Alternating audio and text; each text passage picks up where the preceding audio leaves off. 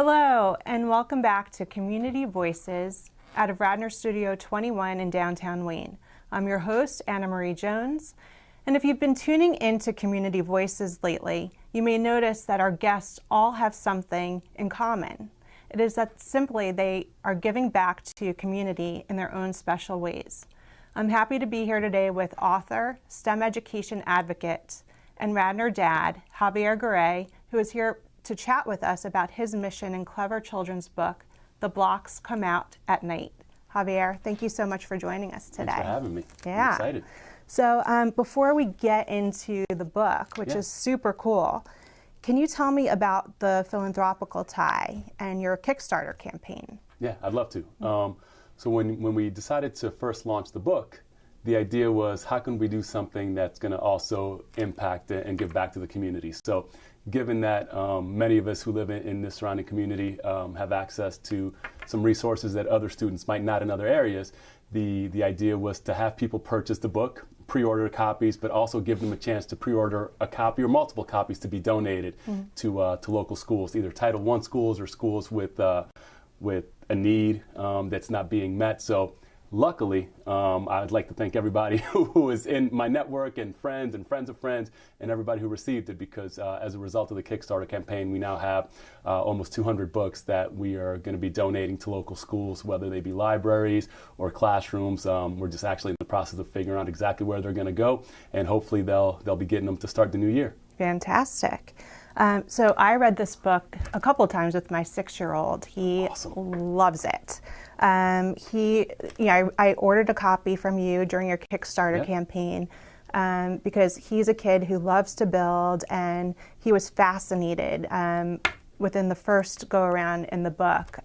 So much so that when we read it maybe 2 weeks later, he remembered some concepts. For instance, you talk about using different, like how the pyramid or the, triangle is one of the strongest shapes. And he remembered that. And he said, Mom, that's how the Eiffel Tower is built. And so that was fantastic. Can you tell me more about what inspired you to write a STEM book for children? Or who inspired you? Yeah, no, it's a great story. The who inspired me, that would be my children, but we'll get into that in a little bit. But sort of the reason why I wrote it was, so prior to writing the book, I owned a business that taught STEM education. It's called Engineering for Kids. We taught after-school programs and summer camps for kids in the surrounding area. And I saw how excited kids were to learn. And it's something that, well, any parent knows, or any grandparent knows especially, a kid, their favorite question to ask in the world is why? Why? And as parents, as teachers, as grandparents, sometimes it's really annoying. But that natural curiosity that kids have is kind of, it's what makes them great, makes them want to learn, that unbridled enthusiasm. And I saw that through my programs. What I was trying to do is find a way to reach more than the hundreds or thousands of kids that I was reaching through my programs.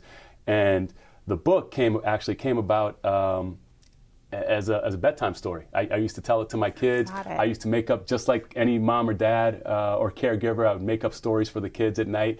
And this was one of them that kind of evolved over time. And my then 7-year-old, he's 9 now, finally said, hey, Dad, when are you going to turn this into a real book? I think kids would like it. I think it's awesome. I haven't seen anything like it. So I sat down and I started writing. And I saw how well it resonated with children, with my own. And what I wanted to do was try to incorporate elements or concepts that even the youngest children, we're talking preschool, kindergarten age, would understand, but also have it be relevant or applicable to slightly older students, up to 2nd and 3rd grade. And I think that's what we've done here. And you mentioned your son, who I believe is 6, and he remembered the idea of the structural integrity of triangles. I think one of the other concepts that's in the book that I think is really cool. Yes. The thermal expansion. Kids, they may not remember the words, but they understand the concept of things getting bigger and smaller. So that's in the book. And the goal is just to have kids ask why, and never have them stop questioning. And to whatever extent this book can help them do that, I think it's awesome. And the feedback has been tremendous. So I'm just really excited about it. That's great. And what are some of the other concepts that you hope young readers will take away from reading the book? Well, I think the key element for me is that when you go out and you're looking at the world, there's so much out there, and there's so many things that you can see and you can experience, And you may not understand it at the time, but if you ask, find a parent, find an older sibling, like just keep your eyes open to the world around you, because I'm the son of a chemical engineer. My father was a chemical engineer, and I remember as a kid going to show and tell, and I just brought this bag of little polyurethane pellets. That's what my dad did. And all the kids were like, what is that? And I was like, well, all the milk jugs that your parents buy at the store, this, that, and the other, it's made using these things. So as a kid, I just got used to kind of looking at the world around me and trying to figure out where things came from, how they worked. And that's kind of my goal with the book. It's not just about triangles. It's not about thermal expansion. It's not about how much the Eiffel Tower weighs or what it's made out of.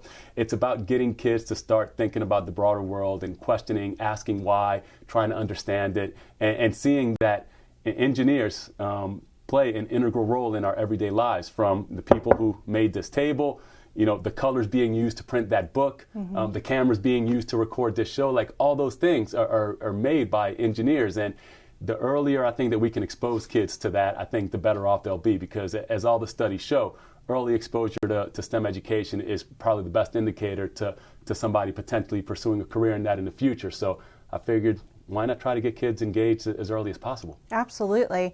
And speaking of learning how to explore the world, I like the fact that you incorporate culture and going to different countries and exploring the world that way. And also, you told me earlier that you're planning to translate the book into different languages. Can you speak more to why? And so the travel, the travel is great, and both of those things are very personal to us. So when I originally got the idea for the book, my family and I actually lived overseas. We were in Oslo, Norway, and we were there for 2 years. Our kids were very young when we moved there, 2, 4, and 5. But being over there, we wanted to travel as much as we could. So in those 2 years, we were lucky enough to be able to bring them, I think, to 22 different countries. Amazing. And they were fascinated by it. One of the first that we went to, we brought my mother, who had never been to Europe, to Paris to go see the Eiffel Tower. And the kids were just fascinated by it, sort of seeing new things, eating new foods. Some of them they hated, some of them they liked, but just exploring the world. And I know that not everybody gets the opportunity to do that, except through the magic of books. I mean, with a good book, you can go anywhere. Absolutely. And sort of incorporating the travel or the cultural component of it was actually my wife's idea. She thought that it was a brilliant idea to sort of blend that with the science and the engineering, and being able to package it together into a book that reads and feels like a traditional children's book. You're not beating anybody over the head with these ideas or concepts. It just flows naturally. It's a great book to read at night with your kids. So the cultural travel component it's awesome. The book, if you get it, sort of sets up the scene for the next book, where the Blocks will be traveling to India to visit the Taj Mahal. So we're working on that as we speak. And the translation of the book is actually something that came about as a result of the Kickstarter campaign. It was so successful that I was trying to think of other rewards and other things that we could give our viewers. And one of the things was translating the book into different languages. For me, the first one is going to be Spanish. I moved to this country when I was 7 years old from Puerto Rico, not speaking a word of English. So, for me at that time, the only thing that I could really connect to and communicate with kids and my teachers was math, numbers. Numbers are numbers, no matter where you are. So I have this vivid memory of me sort of being at home and at peace in math class. Everything else was just a whirlwind, and it took me a while to get adjusted. But being able to translate it and give access to it to kids from other places, other countries, I think it is just really cool. And like I said, we're in the process of it, and by the end of the summer, the Spanish translation should be out. So we're excited for that.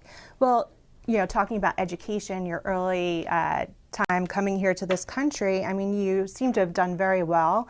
I don't mean to embarrass you, but you are a Harvard grad in economics, and you went on to Wharton Business School, and you had a successful run on Wall Street. Why switch gears? What made you decide to leave that world of Wall Street and everything that went with it, success to... Not that you're not successful in this realm, but I understand. What made you switch gears to a more altruistic path? Yeah, no, it's a good question. One that I struggled with for a while, because, like you said, coming out of college, I took a job on Wall Street. A lot of college debt to pay off, and it seemed like a good way to do it. I was learning a great ton. When I went back to business school, I knew, or the goal was eventually to start my own business. And so I majored in entrepreneurship. But even in college and in business school, while my classmates were in the investment club or the private equity club or the real estate club, I was working with kids. I was teaching either English as a second language in Cambridge Public Schools, tutoring high school students in Philadelphia, working at after school programs in Boston. So that passion was always there.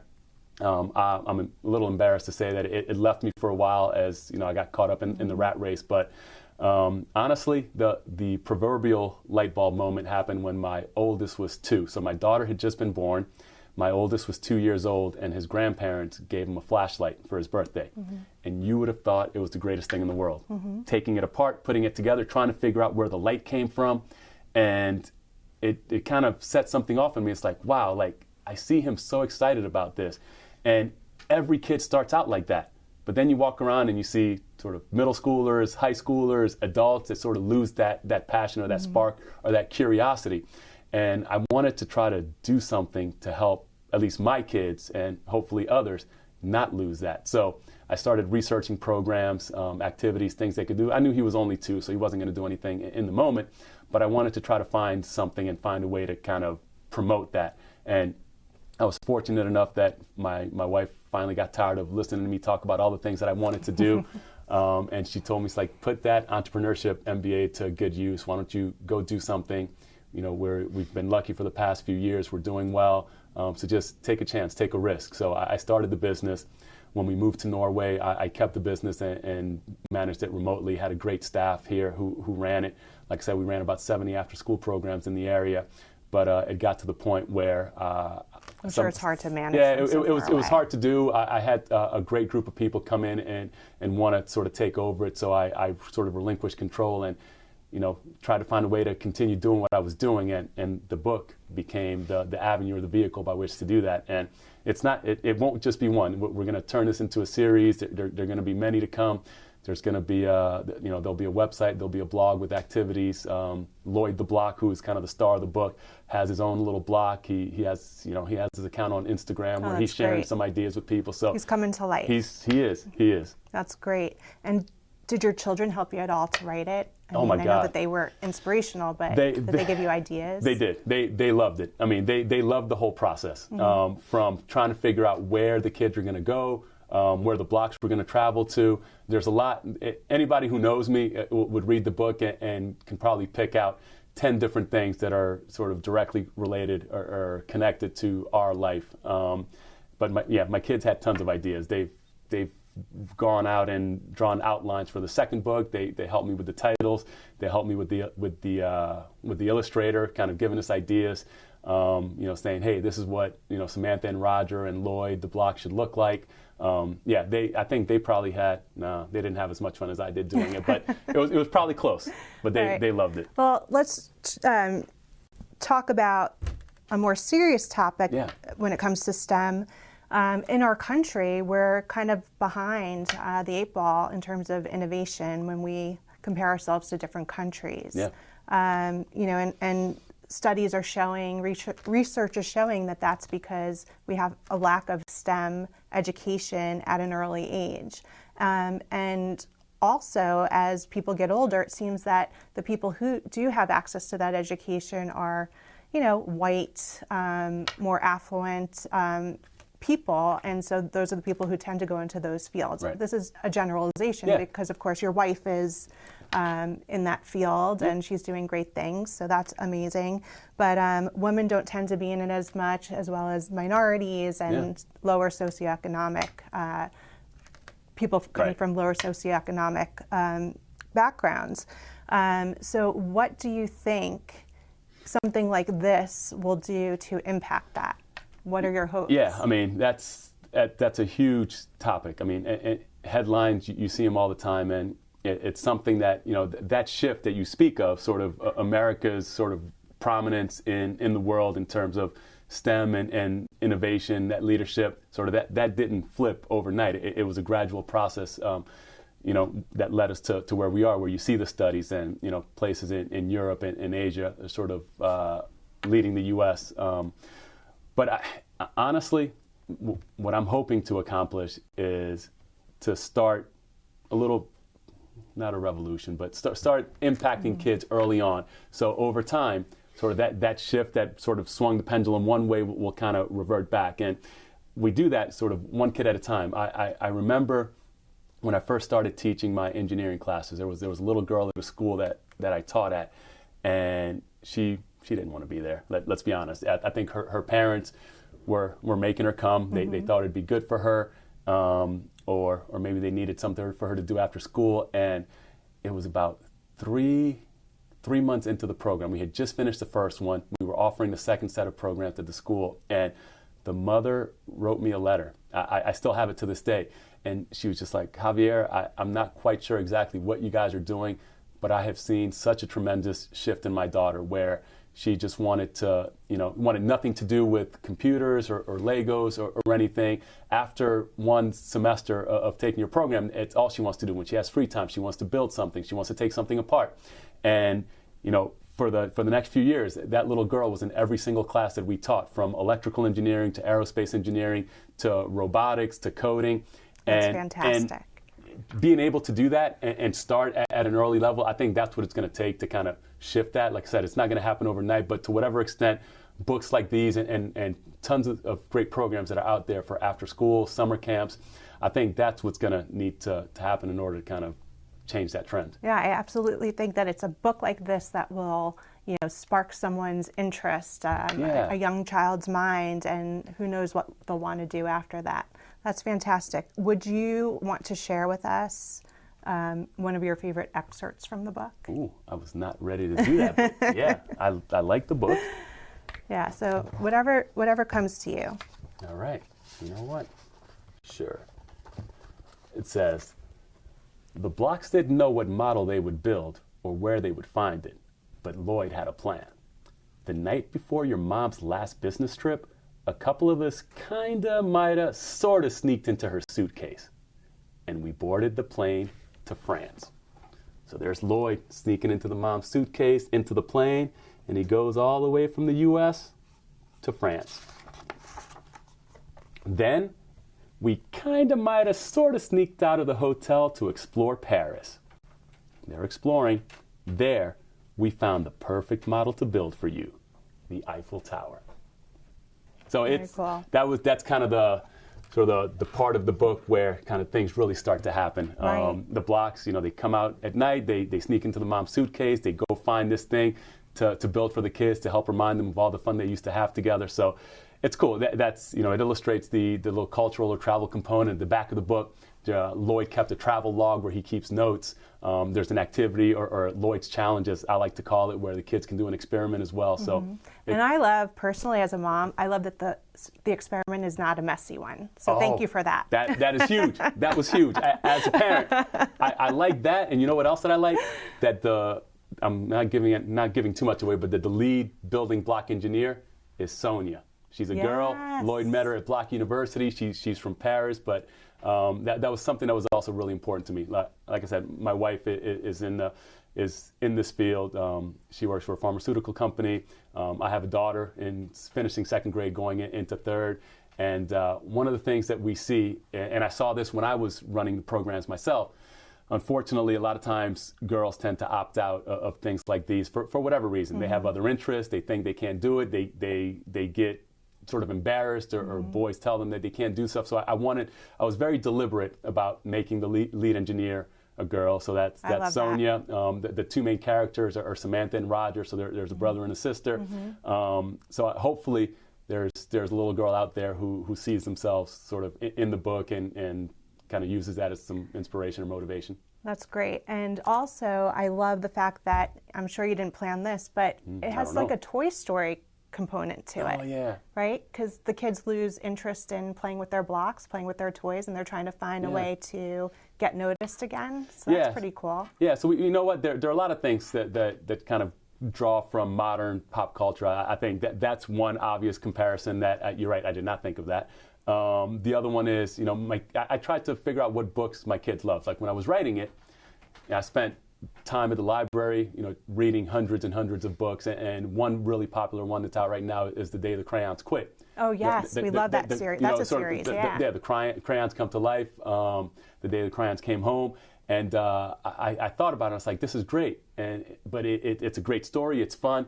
I kind of like that idea, but let me see if I can take that one step further. Have sort of an educational component to it, something that parents are going to enjoy reading and feel like, oh yeah, you know what, my kids are learning a little bit from this. So I had that in the back of the mind as I was reading it, and obviously, you know, who doesn't or didn't love playing with Legos at some point? So just building things. Like I said, they're natural born engineers from them running around your house and having more fun with the boxes that the toys came in sometimes, yes. and building, you know, their clubhouse or whatever.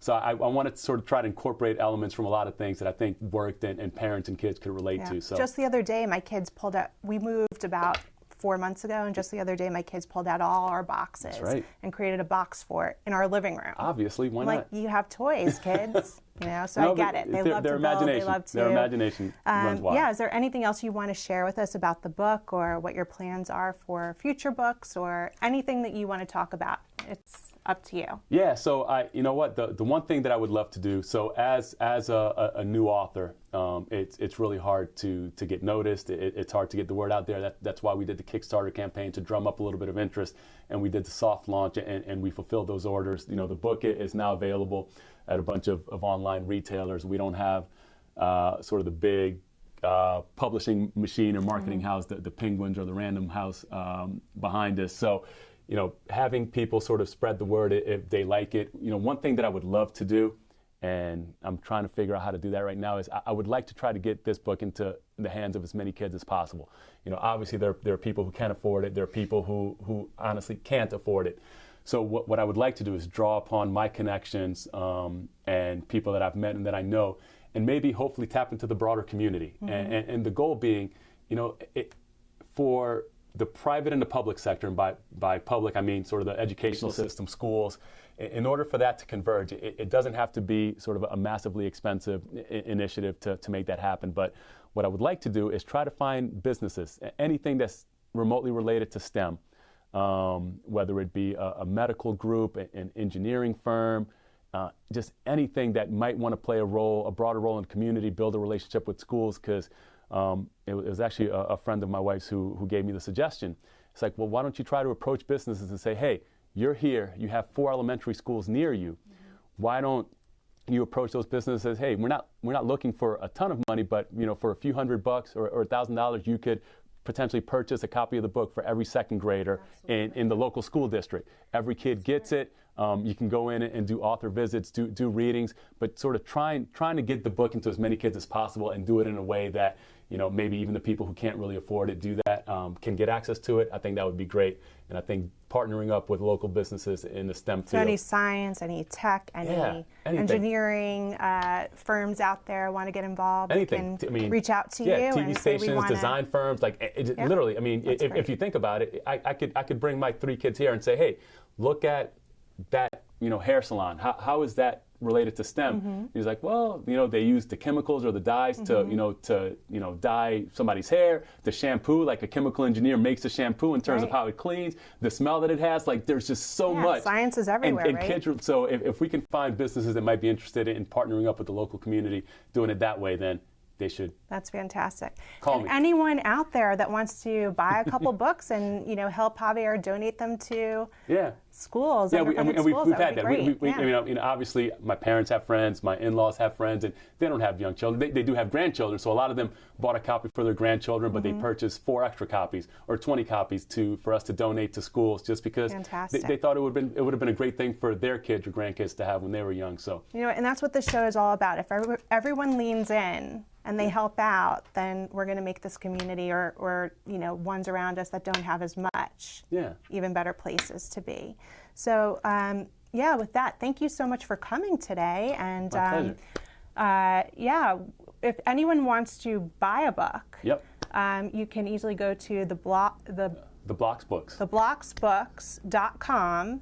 And there are a list of retailers there that you can buy from. So anyway, my name is AnnaMarie Jones again, and thank you so much for watching Community Voices and tuning in and learning all about The Blocks Come Out at Night and meeting my guest Javier. Thanks, until next time.